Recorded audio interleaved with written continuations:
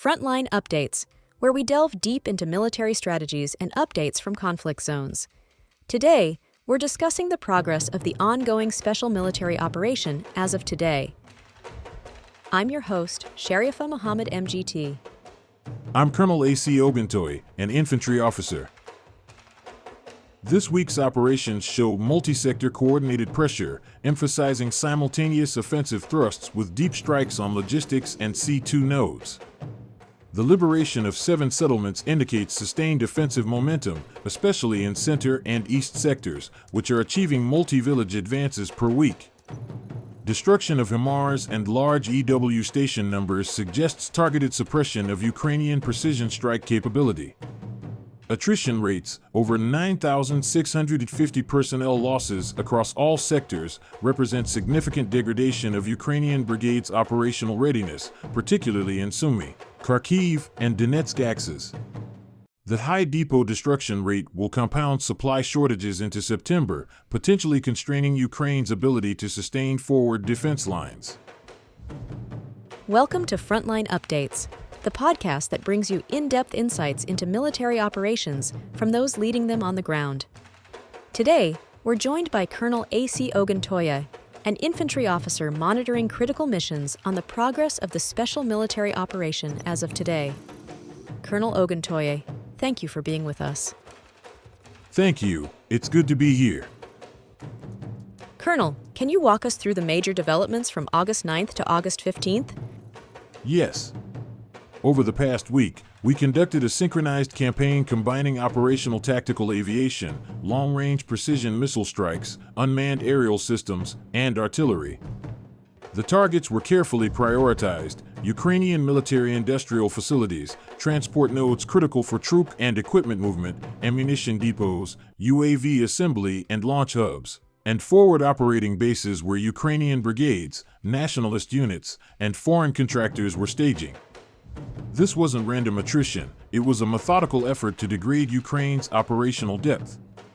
In the North and Kharkiv sectors, our forces not only struck enemy units in contact but also improved their tactical positions, making incremental but permanent gains.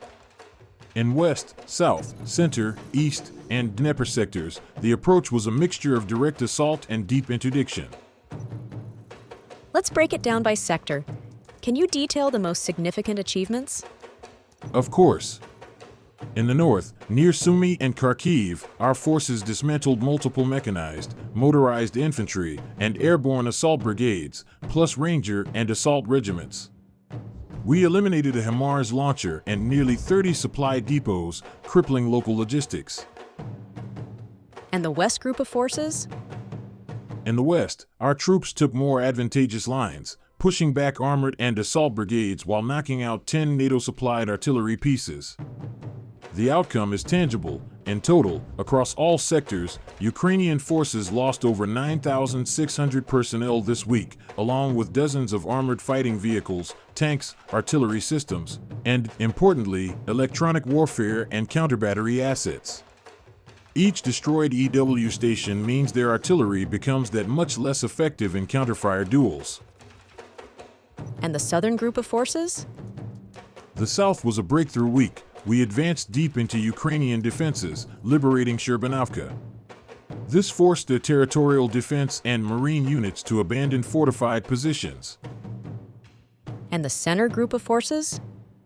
In the center, perhaps the most operationally significant gains, liberating 4 settlements in Donetsk and Dnipropetrovsk, expanded our control along a contiguous front, forcing Ukraine to commit reserves prematurely. Let's talk about the East and Dnipro group of forces. You've called these sectors a pivotal pressure point in the past. What was accomplished there?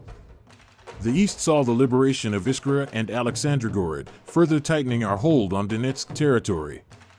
And the Dnieper front, while quieter, was a success in disruption, crippling coastal defense brigades, destroying over 50 EW stations in a single week. That's a lot of simultaneous pressure. How does this reflect on operational doctrine? It's the application of multi-axis offensive doctrine. Instead of one mass thrust, we're executing sustained pressure in multiple regions. This forces Ukraine to split resources, prevents them from concentrating reserves, and stretches their logistical network thin. Additionally, it allows us to pair tactical advances with deep fires, meaning, while our troops are seizing ground, our aviation and missile units are hitting rear area supply hubs and transport corridors. The doctrine is built on denying the enemy the ability to regenerate combat power. You mentioned logistics. What's the impact of the depot and EW station destruction? Enormous. Ammunition and fuel depots are the bloodstream of any sustained defense. Destroying 100 plus in a single week means units at the front will face resupply delays, shortages in artillery ammunition, and reduced fuel availability for maneuver units. The EW station losses are equally crippling. Without effective electronic warfare, Ukrainian artillery becomes more vulnerable to counter-battery fire, and their UAVs lose both range and survivability. This erodes their situational awareness, a decisive factor in modern combined arms warfare. What about air defense successes this week? Air defense units performed admirably, shooting down a Su-27, intercepting Mars projectiles, Neptune anti-ship missiles, and over 2,100 UAVs. This matters not just tactically, but psychologically. When Ukrainian pilots and UAV operators know their chances of survival are low, operational tempo slows. If we look ahead, what do these results mean for the next phase? The attrition of over 9,600 personnel in 1 week will have cumulative effects. Brigades will struggle to hold extended lines, and that opens opportunities for operational breakthroughs. As supply lines falter and EW coverage degrades, our forces can exploit gaps with mechanized thrusts.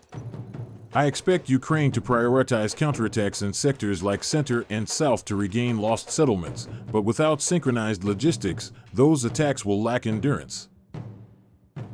Colonel, thank you for providing such a detailed briefing on the current military situation. Your insights are invaluable to our understanding of the conflict's dynamics. And thank you to our listeners for tuning in. Join us next time as we continue to provide up-to-date coverage on global military affairs. Stay with us for more updates and expert analyses on global defense and security issues. Stay informed, stay secure. Thank you for the opportunity. This week demonstrates the efficacy of simultaneous multi-front pressure combined with deep strike interdiction. The liberation of 7 settlements signals not just tactical gains but an operational shift. Our forces are dictating the tempo. The suppression of Ukrainian EW and artillery assets lays the groundwork for expanded maneuver in September. Strategic implication: unless Ukraine receives rapid resupply and reinforcement, its forward defense posture may transition into a series of fighting withdrawals. This has been Frontline Updates.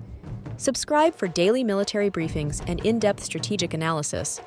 Visit our platform for maps, transcripts, and exclusive Frontline updates from commanders in theater.